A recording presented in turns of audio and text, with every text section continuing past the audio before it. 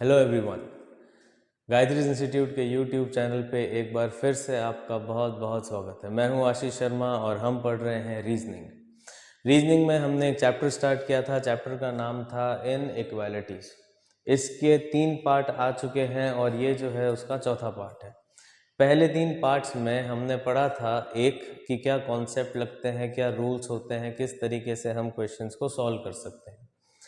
Inequalities जो है उसको हमने 3 पार्ट्स में डिवाइड किया था। पहला पार्ट था हमारा कि रेगुलर इनइक्वालिटी, किस तरीके से रेगुलर सिंबल्स को हम यूज़ करके और इनइक्वालिटीज़ के क्वेश्चंस को सॉल्व करते हैं। दूसरा था पार्ट हमारा कि किस तरीके से उन्हीं सिंबल्स को कोड के फॉर्मेट में दे दिया जाता है, उन कोड्स को समझ के हम किस तरीके से क्वेश्चंस को सॉल्व करते हैं। तीसरा वाला जो हमारा पार्ट था जिसमें हमने पढ़ा था रिवर्स, किस तरीके से रिवर्स इनइक्वालिटीज़ को सॉल्व किया जाता है। तो ये हमारे पास में 3 पार्ट थे। पहला था हमारा लॉजिक वाला पार्ट, दूसरा था हमारा रेगुलर इनइक्वालिटी का पार्ट, तीसरा था हमारा कोडेड और रिवर्स वाला पार्ट। डन। चलिए, ये वाला जो पार्ट है, जो चौथा पार्ट है हमारा इनइक्वालिटी का, इस चौथे वाले इनइक्वालिटी के पार्ट के अंदर हम लेंगे कुछ एडवांस सिंबल्स। अगर आप पहला, दूसरा और तीसरा पार्ट आपने अगर नहीं देखा है तो प्लेलिस्ट के अंदर वो पड़े हैं, आप उन वीडियोस को ज़रूर से देखें ताकि आपको चीज़ें और भी अच्छे से क्लियर होने वाली है। डन। तो चलिए आज का सेशन शुरू करते हैं। सेशन शुरू होने से पहले अगर आप इस चैनल पे नए हैं तो आप प्लीज़ इस चैनल को सब्सक्राइब ज़रूर से कर लें। सेशंस अगर पहले वाले भी अच्छे लगे हों उन्हें लाइक और शेयर ज़रूर कीजिएगा। और ये वाला सेशन में भी आपको बहुत मज़ा आने वाला है, क्योंकि इस वाले सेशन में हम जो क्वेश्चन करेंगे वो क्वेश्चंस आपको डायरेक्टली SBI मेंस में PO के अंदर देखने को मिलेंगे। बिल्कुल वैसे ही क्वेश्चंस आपको अपने एग्जाम्स में देखने को मिलेंगे। तो बिल्कुल कहीं पर भी मत जाइएगा और आज का सेशन बिल्कुल जल्दी से शुरू करते हैं। उससे पहले एक छोटा सा रिकैप ले लेते हैं कि अब तक हमने क्या पढ़ा था और कुछ ऐसे क्वेश्चंस भी ले लेते हैं ताकि जल्दी से रिवीजन हो जाएगा। देखिए, चैप्टर है हमारा इनइक्वालिटी।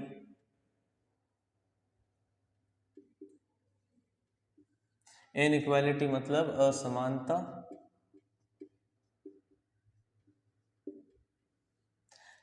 सबसे पहले वाले पार्ट में हमने किया था लॉजिक, कॉन्सेप्ट।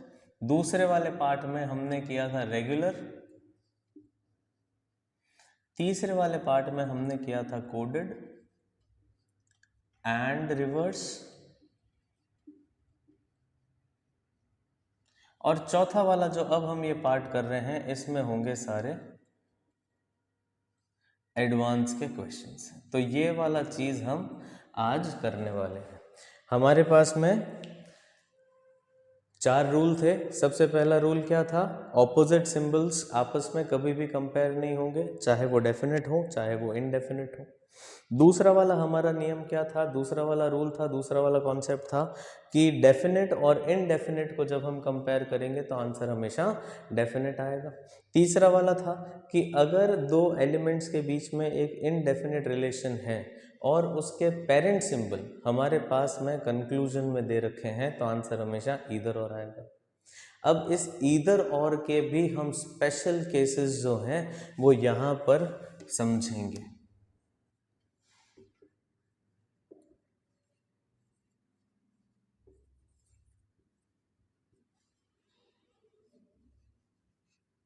ये सेशन बहुत इंटरेस्टिंग होने वाला है। ये सेशन बहुत बहुत ही ज़रूरी है, क्योंकि ये वाली चीज़ें जनरली स्टूडेंट्स को पता नहीं होती है और सही होते हुए भी हम गलत करके आ जाते हैं, क्योंकि हमें उस कॉन्सेप्ट, उस चैप्टर की आधी अधूरी जानकारी होती है। ये सेशन बहुत बहुत इम्पोर्टेंट होने वाला है। पूरा सेशन ज़रूर से देखिएगा। तो दूसरा वाला रूल था हमारे पास में कंडीशन ऑफ ईदर और जो इस ईदर और की एक स्पेशल कंडीशन है वो हम आज इस एडवांस वाले पार्ट में देखने वाले हैं। चौथा वाला नियम था हमारा कि इक्वल टू का कंपैरिजन जिस भी सिंबल के साथ होगा, आंसर हमेशा वही सिंबल होगा जिसके साथ में इक्वल टू का कंपैरिजन हो रहा है।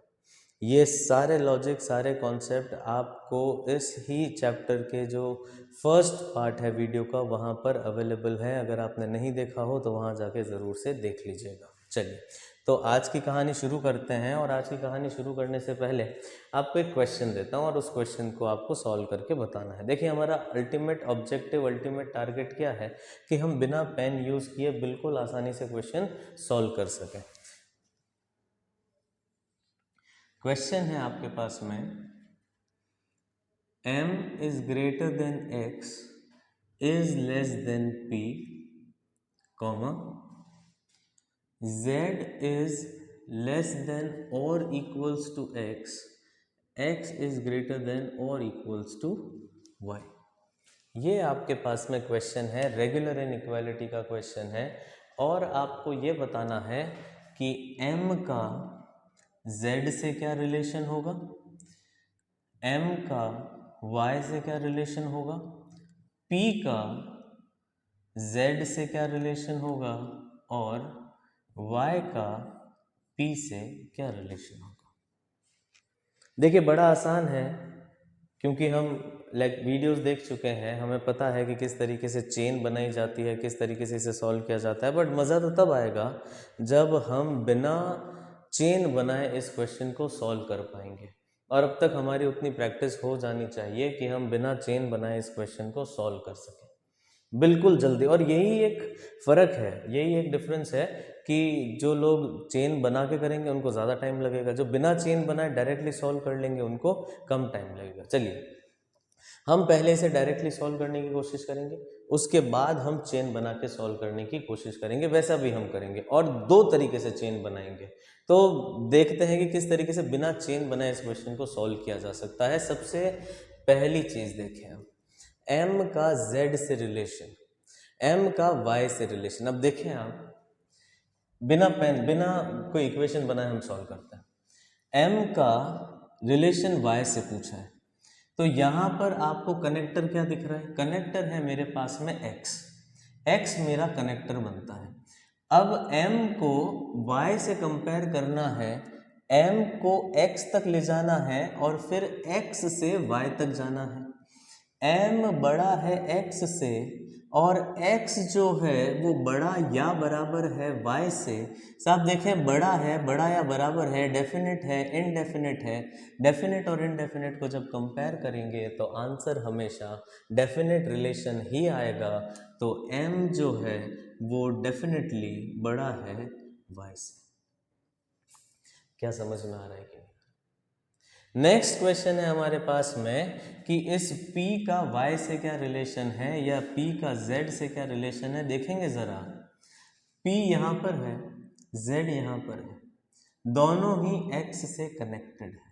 मैं इक्वेशन बनाकर भी सॉल्व करके बताऊंगा, लेकिन पहले हमारी कोशिश ये रहनी चाहिए बिना इक्वेशन के चीज़ें समझ में आ जाए, बिना इक्वेशन के हमसे क्वेश्चन सॉल्व हो जाए, वो हमारा प्राइम ऑब्जेक्टिव होना चाहिए। चलिए, p का x से रिलेशन और x का z से रिलेशन, p क्योंकि हम उल्टा चल रहे हैं, ध्यान रखेंगे, p बड़ा है x से और x जो है वो बड़ा या बराबर है z से। समझ में आ रही है चीज़?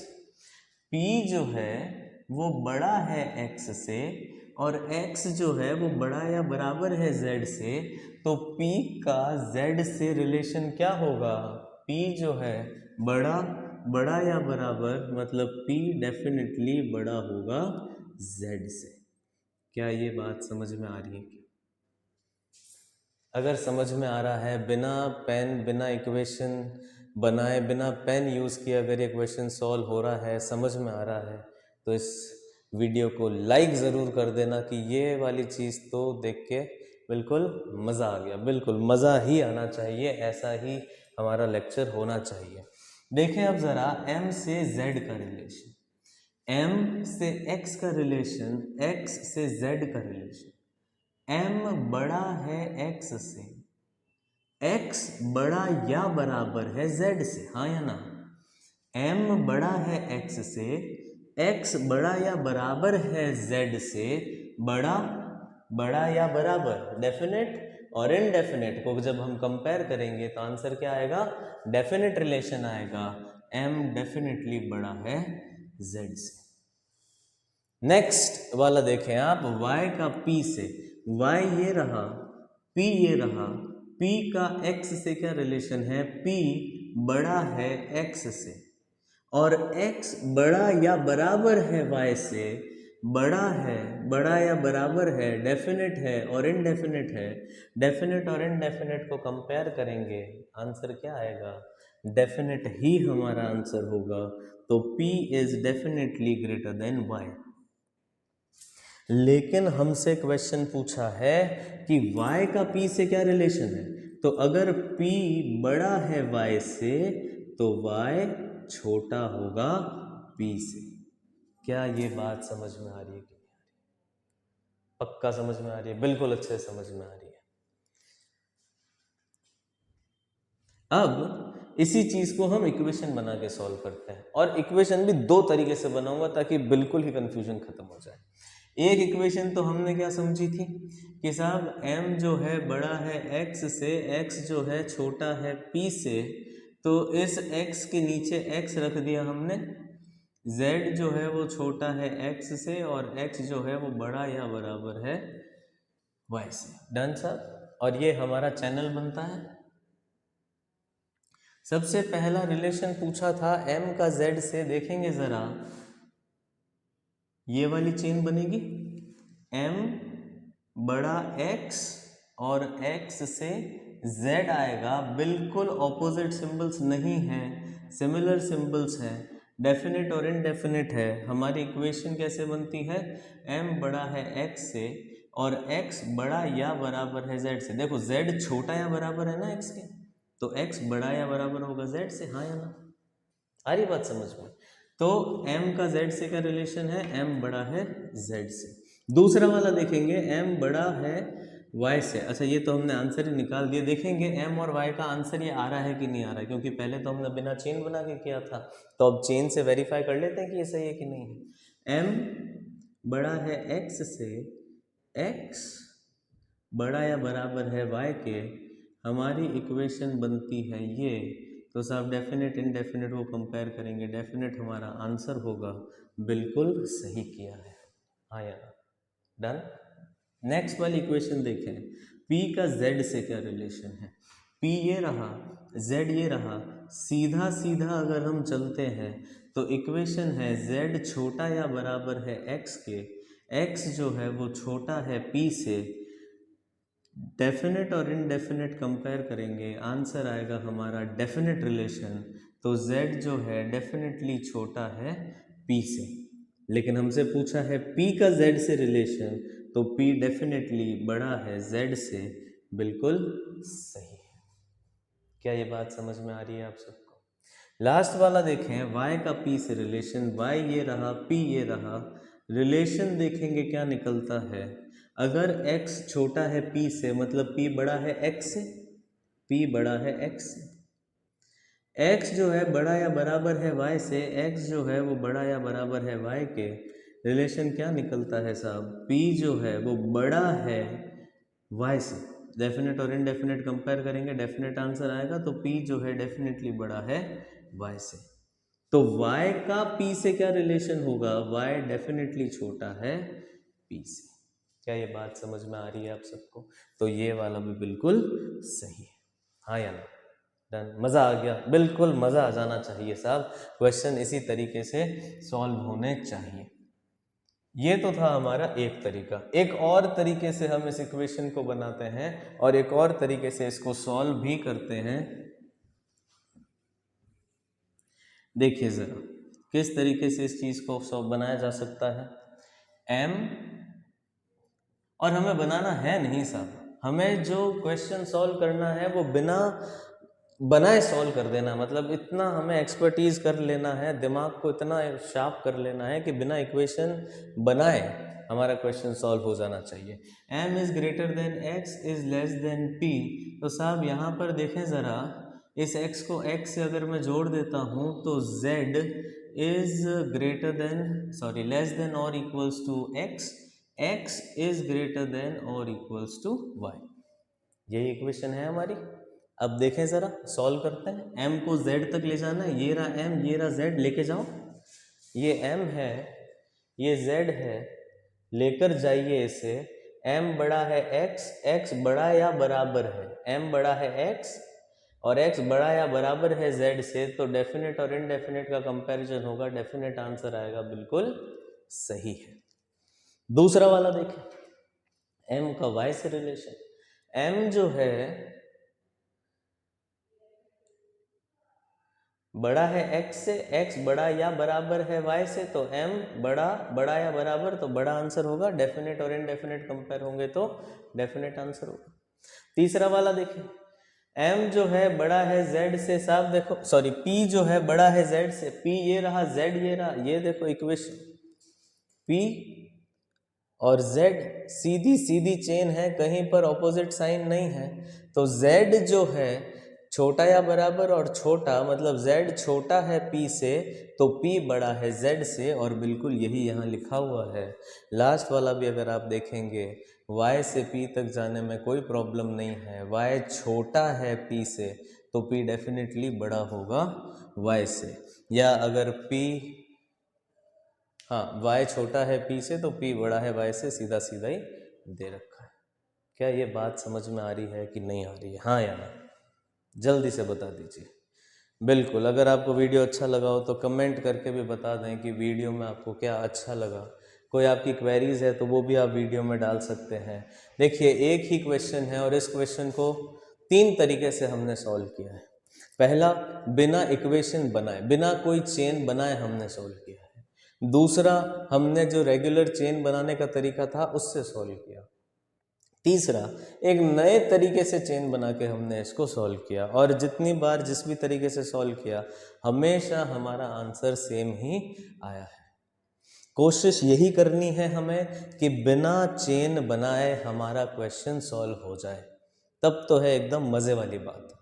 हमारे एक गुरु थे, रत्नेश सर नाम था उनका, अभी एसएससी का एग्ज़ाम देके और इनकम टैक्स इंस्पेक्टर हैं अभी वो जब भी ऐसे बैठते थे तो काफ़ी सारी ज्ञान की बातें किया करते थे, और उनमें से एक बात उन्होंने एक बार ऐसे बोली थी कि ये जो सवाल है ये बिल्कुल दुश्मन के जैसा है, जो कि हेलीकॉप्टर से नीचे ज़मीन पे उतर रहा है। आपके पास में है बंदूक और उस जो दुश्मन है वो उसके पास में है एक खंजर। अब अगर आपको ऐसा बोला जाए कि साहब वो दुश्मन है और वो नीचे आपकी धरती पे उतरने वाला है, तो और आपके हाथ में बंदूक है, आप क्या करेंगे? आप सबसे पहले बोलेंगे सर हम उसे गोली मार देंगे, ऐसा बोलेंगे आप। अब समझें, ये सवाल है उस दुश्मन के जैसा जो हेलीकॉप्टर में है।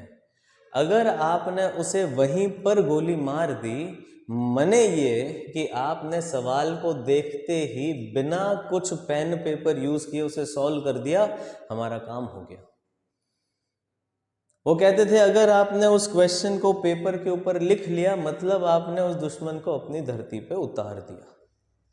अब वो खंजर लेके आपके सामने दौड़ रहा है और आप उसे सॉल्व करने की कोशिश कर रहे हैं, मतलब आप अपनी बंदूक को लोड करने की कोशिश कर रहे हैं।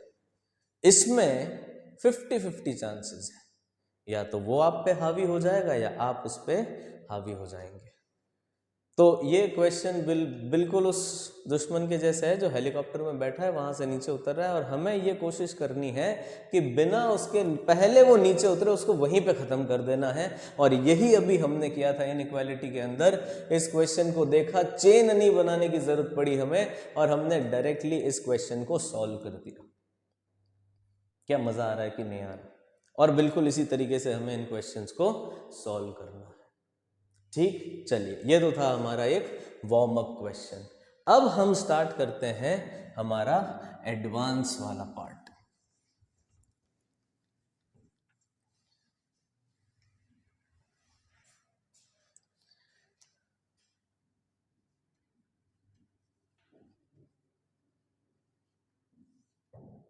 देखिए ज़रा एडवांस वाला पार्ट, एडवांस वाले पार्ट के अंदर अभी तक हमने कौन से सिंबल्स देखे हैं? अभी तक हमने सिंबल्स देखे हैं सब, greater than, equal to, less than. उसके बाद में इन दोनों से मिलकर सिंबल बने थे ग्रेटर देन और इक्वल टू, इन दोनों से मिलकर सिंबल बने थे लेस देन और इक्वल टू।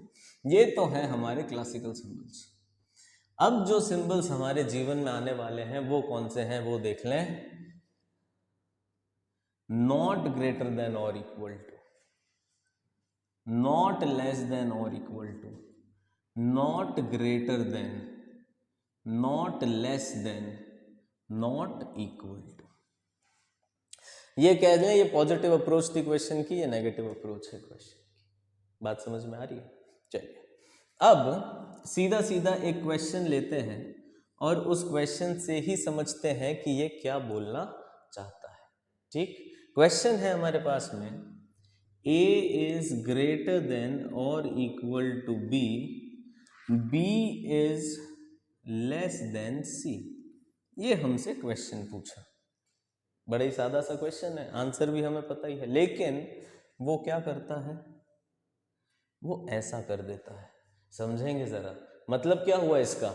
वो ये कहना चाहता है कि साहब ए का बी से रिलेशन क्या है, ए बी से ना तो बड़ा है ना बराबर है, ना तो बड़ा है ना बराबर है। हमारे सामने सिंबल कितने थे? 3 सिंबल थे, greater than, equal to, less than. वो कहता है कि साहब ए बी से ना तो बड़ा है ना ही बराबर है, क्या बच गया? वो कहना चाहता है ए जो है छोटा है बी से, बी जो है छोटा है सी से।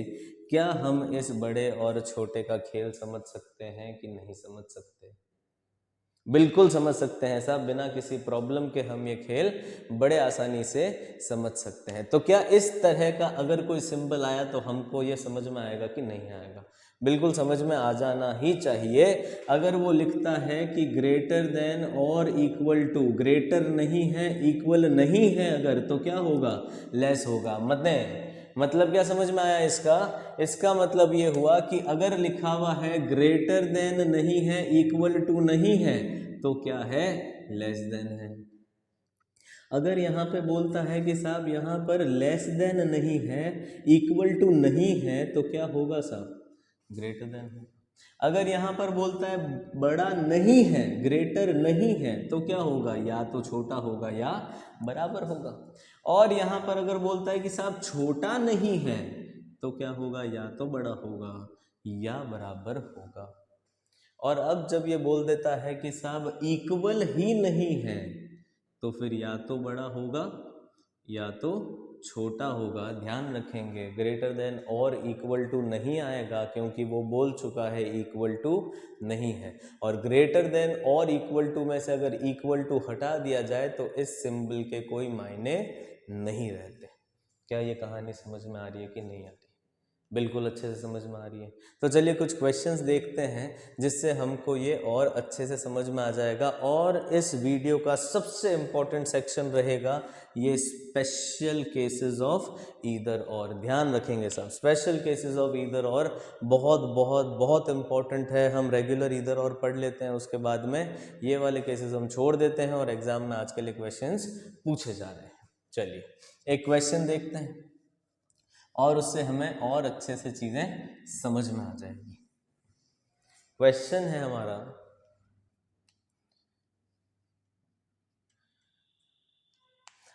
क्वेश्चन आप ले लीजिए, A is greater than B, B is greater than or equals to C, C is not less than D and D is not less than or equal to E। अगर इस तरह का एक क्वेश्चन आपके सामने आ गया और फिर पूछा जाता है बताइए ज़रा A का D से क्या रिलेशन है, और दूसरा क्वेश्चन पूछा जाता है A का E से क्या रिलेशन है। ठीक, ये क्वेश्चन आपसे पूछे जाते हैं। अब निकालेंगे ज़रा A का D से रिलेशन, बताइए फटाफट। A जो है बड़ा है B से, B जो है वो बड़ा या बराबर है C के, C जो है वो D से छोटा नहीं है। अगर छोटा नहीं है तो क्या है? बड़ा या बराबर है। अगर D E से छोटा या बराबर नहीं है तो क्या है? बड़ा है। तो अब जब ये इक्वेशन हमारे पास में बन चुकी है तो A जो है वो बड़ा है B से, B बड़ा बराबर है C, C बड़ा बराबर D और D बड़ा E। तो साहब A का D से डेफिनेट, इनडेफिनेट और इनडेफिनेट आंसर होगा हमारा डेफिनेट रिलेशन। तो A डेफिनेटली बड़ा है D से। ए का ई से क्या रिलेशन है? डेफिनेट, इनडेफिनेट, इनडेफिनेट, डेफिनेट, तो साहब डेफिनेट रिलेशन ही होगा। और अब हम इतने स्मार्ट हो चुके हैं कि हम इतना जल्दी ये क्वेश्चन कर सकते हैं। क्या बात समझ में आ रही है सबको? पक्का एकदम अच्छे से समझ में आ रही है? तो अगर ये बात आपको बिल्कुल अच्छे से समझ में आ रही है तो हम देखते हैं कुछ क्वेश्चन जिससे ये वाला पार्ट है ये बिल्कुल क्लियर हो जाएगा, और उसके बाद हम स्पेशल केसेस की बात करेंगे। डन? अच्छे से समझ में आ गई ये चीज़? चलिए, ये क्वेश्चन आप नोट करना चाहते हैं तो नोट कर लें, और आपकी स्क्रीन के ऊपर आने वाले हैं कुछ नए सवाल। देखते हैं अब ये क्वेश्चंस किस तरीके से सॉल्व किए जाएंगे। बहुत बेसिक क्वेश्चन है, बिल्कुल आराम से सॉल्व किए जा सकते हैं। सबसे पहला क्वेश्चन देखो, सबसे पहला क्वेश्चन क्या बोलता है? सबसे पहला क्वेश्चन बोलता है कि C is equals to G, G is less than B, B is less than और इक्वल टू नॉट। नहीं है, लेस देन और इक्वल टू नहीं है अगर, तो क्या है साहब? ग्रेटर देन है। m is not less than और इक्वल टू मतलब क्या है? ग्रेटर देन है। क्या ये बात समझ में आ रही है? अब अगर वो आपसे पूछ लेता है बताओ जरा v का या g का m से क्या रिलेशन है, बताएं जरा। g का m से क्या रिलेशन है? g का m से ऑपोजिट साइन है, कभी भी कंपैरिजन नहीं होगा। इस G का इस P से क्या रिलेशन है साहब? देखो यहीं पर ऑपोजिट साइन आ गए तो ये G जो है इस M से आगे या इस B से आगे जा ही नहीं सकता। क्वेश्चन में आपसे पूछेगा बताएं जरा इस B का M से क्या रिलेशन है? B का M से छोटा या बराबर? नहीं है, छोटा नहीं है, बराबर नहीं है, तो क्या है? बड़ा है। क्या ये कहानी समझ में आ रही है कि नहीं आ रही? दूसरा वाला क्वेश्चन देखें। दूसरा क्वेश्चन क्या बोलता है? D बराबर है E के, E छोटा या बराबर नहीं है तो क्या है साहब? बड़ा है। और ये बड़ा या बराबर नहीं है तो क्या है? छोटा है। समझ में आ रही है बात? तो साहब D जो है बराबर है E के, E जो है वो बड़ा है J से, J जो है वो बड़ा या बराबर है N के, और N छोटा है O से, तो E का J से क्या रिलेशन है? ग्रेटर। E का N से क्या रिलेशन है? डेफिनेट, इनडेफिनेट, डेफिनेट आंसर आएगा। E जो है वो डेफिनेटली बड़ा है N से। क्या ये कहानी समझ में आ रही है सबको? बिल्कुल आ रही है। क्यू क्वेश्चन, नेक्स्ट क्वेश्चन है हमारे पास में, एन का टी से क्या रिलेशन है? बताएं जरा, एन का टी से क्या रिलेशन है?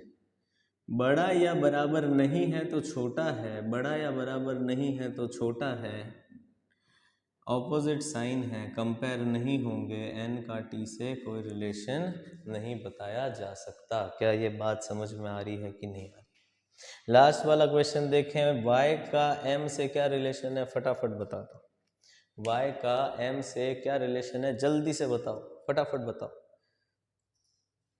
हाँ मतलब ये तो बिल्कुल ऐसे आंसर हो जाने चाहिए। और अभी हमने बोला है कि साहब हेलीकॉप्टर से उतरने नहीं देना, उसको पहले ही खत्म करना।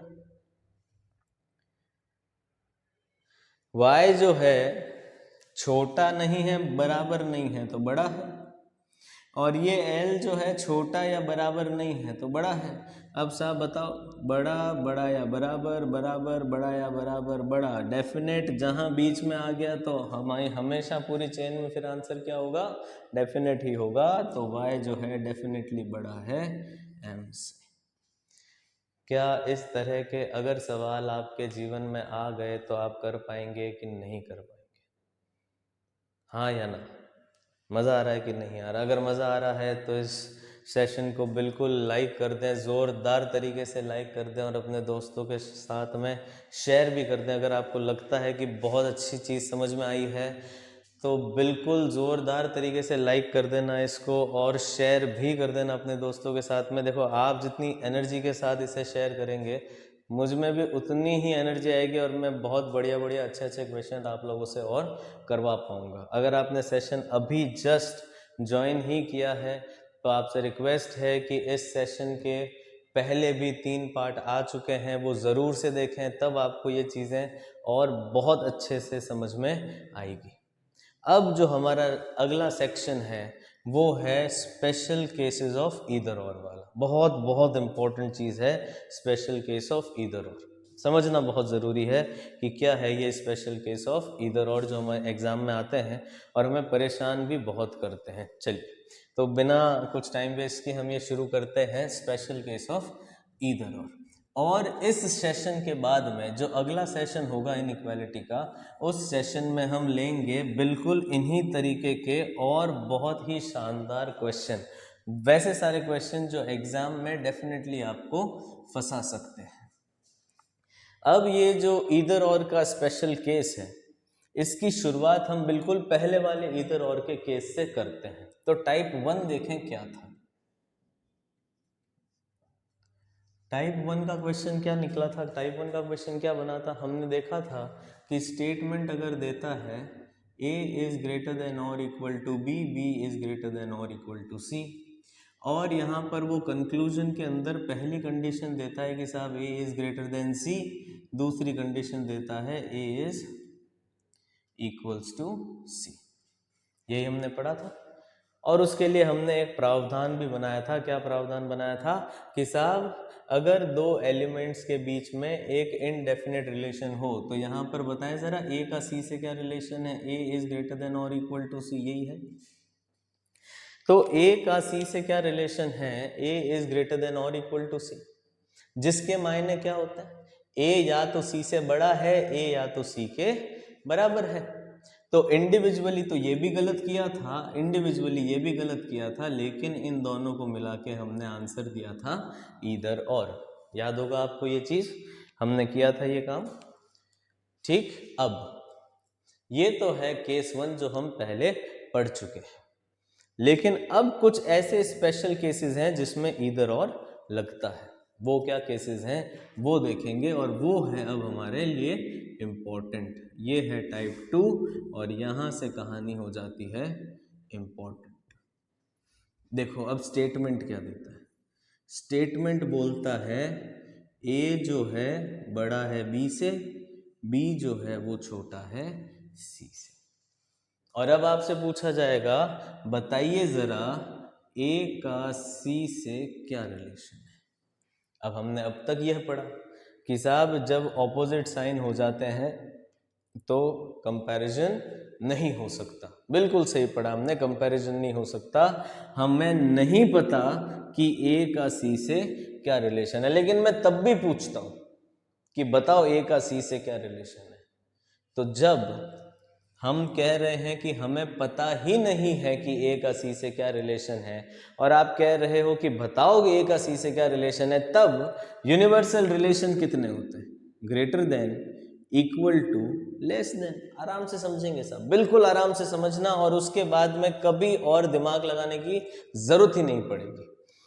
a का c से क्या रिलेशन है ये स्टेटमेंट दे दिया, और हमसे पूछा बताओ जरा a का c से रिलेशन क्या है। हमने कहा पता नहीं, लेकिन फिर भी पूछा गया, तो यूनिवर्सल रिलेशन कितने होते हैं? 3। साहब या तो a c से बड़ा हो सकता है, या बराबर हो सकता है, या छोटा हो सकता है।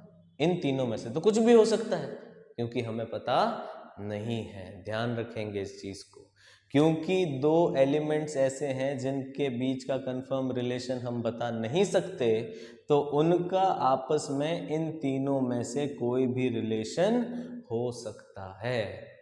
क्या बात समझ में आ रही है कि नहीं आ रही? तो साहब बिल्कुल ये नोट करके लिख लेना, when there is no relation between two elements, when there is no relation between two elements, जब दो तत्वों के बीच में कोई संबंध ना हो, तब इन तीनों यूनिवर्सल सिंबल में से कोई भी रिलेशन हो सकता है। क्या बात समझ में आ रही है कि नहीं आ रही है? बिल्कुल बहुत ही सरल स्पष्ट भाषा में बोल रहा हूँ, जब भी दो एलिमेंट्स के बीच में कोई रिलेशन ना हो, तो उनके बीच में यूनिवर्सल तीनों रिलेशन में से कोई भी रिलेशन हो सकता है। तो साहब अब बताइए कि कंक्लूजन में कैसा पूछेगा, वो तो हमें समझना पड़ेगा। कंक्लूजन में कैसा पूछेगा? तो कंक्लूजन देगा वो पहला a is greater than c, conclusion देगा दूसरा a is less then c। ध्यान रखेंगे इसमें कंफ्यूज नहीं होंगे। हमने क्या बोला, जब दो एलिमेंट्स के बीच में किसी प्रकार का कोई संबंध निर्धारित नहीं है तब तीनों में से कोई भी रिलेशन हो सकता है। तीनों में से जब कोई भी रिलेशन हो सकता है तो साहब यहाँ पर दो ही रिलेशन क्यों दिए गए हैं? तो इंडिविजुअली ये भी गलत है और इंडिविजुअली ये भी गलत है। तो हमने कहा हम पढ़ रहे हैं स्पेशल केसेस ऑफ ईदर और, तो इसमें ईदर और कैसे लगेगा? इसमें ईदर और तब लगेगा जब हमारे पास में ऑप्शन आएगा ए बड़ा है सी से, दूसरा ऑप्शन आएगा ए छोटा या बराबर है सी के। तीनों ही यूनिवर्सल सिंबल्स होने चाहिए। या वो ऐसा भी लिख सकता है ए जो है बड़ा या बराबर है सी के, दूसरा ए जो है वो छोटा है सी के। तो इंडिविजुअली तो ये भी गलत होगा, इंडिविजुअली ये भी गलत होगा, लेकिन ए और सी के बीच में इन तीनों के अलावा और कोई रिलेशन हो ही नहीं सकता, इसीलिए आंसर होगा ईदर और। उसी तरीके से इंडिविजुअली ये भी गलत होगा, इंडिविजुअली ये भी गलत होगा, लेकिन इन तीनों के अलावा और कोई रिलेशन हो ही नहीं सकता, इसीलिए आंसर होगा ईदर और। क्या ये बात आपको समझ में आ रही है कि नहीं आ रही है? अगर ये बात आपको बिल्कुल अच्छे से समझ में आ गई हो, अगर मज़ा आ गया हो, तो इस वीडियो को लाइक ज़रूर कर देना, शेयर ज़रूर कर देना। इधर से एनर्जी मिलेगी तब इधर से एनर्जी निकलेगी। बहुत ही ज़बरदस्त बात है ये, मतलब इतना सिंपल, इतना आसानी से, मतलब कि मज़ा आ गया। इसको अगर आप चाहते हैं तो और बहुत आसानी से समझा सकते हैं। एक बार पहले आप इसे नोट कर लीजिए और एक बार अच्छे से समझा दूंगा, बिल्कुल अच्छे से समझा दूंगा। एक बार अगर आप इसे नोट करना चाहें तो इसे जरूर से नोट कर लीजिए एक बार।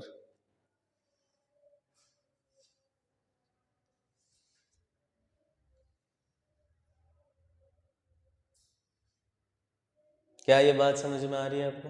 बिल्कुल अच्छे से, बिल्कुल आराम से, कोई डाउट नहीं। चलिए, तो ये वाली चीज एक बार साफ कर देते हैं।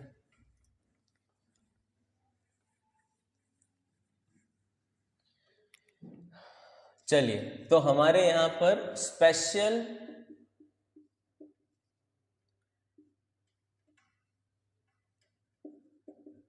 केस इज ऑफ ईदर और। स्पेशल केसेस ऑफ ईदर और के अंदर हमारे पास में सबसे पहला, ये देखो, ये तो पहले वाला था, हम ये कर चुके, समझ चुके। दूसरा वाला टाइप था ए का सी से। अब देखो जरा, यहाँ पर बोला गया है A is greater than B is less than C, ऐसा बोला गया। अब मान लेते हैं कि ए बी से बड़ा है, मतलब ए 9 है, मान लो ऐसा, एक आर्बिट्री हाइपोथेटिकल वैल्यू ले लो कि ए जो है वो 9 है और बी जो है उसी समय 8 है। अब b जो है वो छोटा है c से, तो मान लो c भी 9 है, कुछ भी हो सकता है। अब जब ये a बड़ा है b से, तो b कुछ भी होगा लेकिन a से तो छोटा ही होगा। ये जो b है ये छोटा है c से, तो c कुछ भी होगा लेकिन इस b से तो बड़ा ही होगा, हाँ या ना? अब ये मान लेते हैं कि ये a है 10, हो सकता है उस समय ये c हो 9, और ये भी हो सकता है कि जब a 10 है तो c हो जाए 11, हाँ या ना? बिल्कुल हाइपोथेटिकल सिचुएशन है, कुछ ज्यादा दिमाग लगाने की जरूरत नहीं है। जो चीज समझनी थी वो आप समझ चुके हैं, बस इसे एक नंबर से और समझाने की कोशिश कर रहा हूं। तो अब मुझे जरा बताइए कि इस a का c से क्या रिलेशन हो सकता है। जब ये दोनों 9 होंगे तो हो सकता है कि a और c बराबर हो जाएंगे। जब ये 10 और ये 9 होगा, संभव है कि a c से बड़ा होगा। और जब ये 10 और अगर ये 11 है तो ये भी संभव है कि c a से बड़ा हो जाएगा। बताइए जरा, क्या ये तीनों ही संभावनाएं निकलती हैं कि नहीं निकलती? बिल्कुल निकलती हैं, और इन तीन यूनिवर्सल सिंबल्स के अलावा और किसी तरह का कोई हमारे पास में रिलेशन नहीं हो सकता। इन तीन यूनिवर्सल रिलेशंस के अलावा हमारे पास में और कोई रिलेशन नहीं हो सकता। क्या बात समझ में आ रही है कि नहीं आ रही? बिल्कुल अच्छे से, एकदम मजेदार तरीके से समझ में आ जानी चाहिए, ताकि और दोबारा कभी देखना ही ना पड़े कि इनइक्वालिटी का कोई कॉन्सेप्ट ऊपर नीचे है, कुछ हिला हुआ है, कुछ नहीं, एकदम मतलब बढ़िया तरीके से। चलिए, ये अगर समझ में आ गया तो अब इसका देखते हैं हम टाइप 3।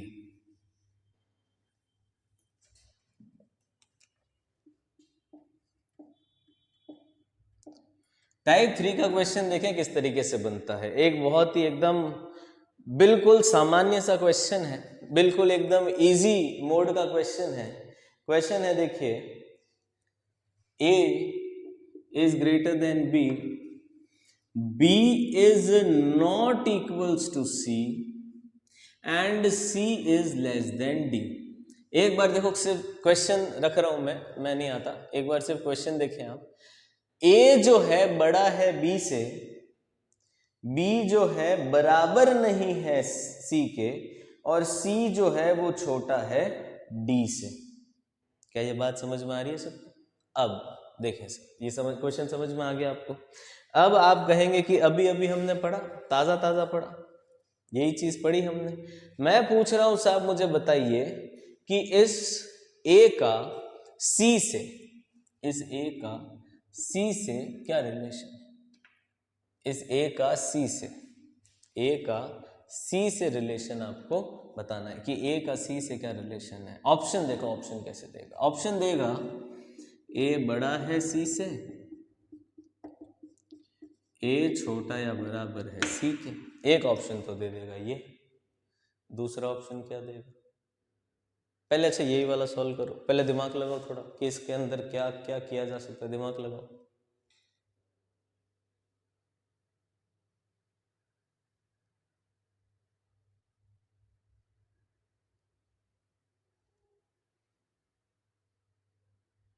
हाँ साहब, कुछ दिमाग लग रहा है? क्वेश्चन क्या बोल रहा है? क्वेश्चन बोल रहा है साहब, A जो है बड़ा है B से, B जो है बराबर नहीं है C के, और C जो है वो छोटा है D से। तो इसके अंदर वो वाली गणित कैसे सेट होगी? अब यहाँ पर तो देखो साहब, सवाल थोड़ा सा कंफ्यूजन हो जाएगा कि अब इसका क्या करें। A का C से है, अब ये तो बोल रहा है कि बराबर नहीं है, मतलब बड़ा भी है और छोटा भी है। तो बड़े वाले केस के अंदर तो साहब ये वाली बात सही हो जाती है, छोटे वाले केस में तो दोनों का नो रिलेशन आ जाता है, तो बहुत सारा कंफ्यूजन हो जाएगा। तो मतलब मैंने दो ही क्वेश्चन को मिक्स करके ऐसा दे दिया। थोड़ा आसान कर देते हैं इस क्वेश्चन को। एक काम करते हैं, इस क्वेश्चन को थोड़ा सा आसान कर देते हैं। मैं यहाँ पर लिख देता हूँ B और यहाँ पर भी लिख देता हूँ B। एक बार के लिए थोड़ा सा क्वेश्चन आसान करते हैं आपके लिए, ठीक? अभी अच्छा, अभी बताओ, अगर मैंने यहाँ पर कर दिया, ये क्वेश्चन है आपका और ये आपका निष्कर्ष है। अभी अभी हमने वहां देखा था। अब इसको बताओ जरा, बिल्कुल आराम से। देखो A हटा दिया मैंने, B कर दिया, थोड़ा सा आसान हो जाएगा। A का C से देखो क्या रिलेशन है। B का C से क्या रिलेशन है? क्या कर दिया हमने कि साहब B जो है वो बराबर नहीं है C के। अब अगर B C के बराबर नहीं है तो क्या है?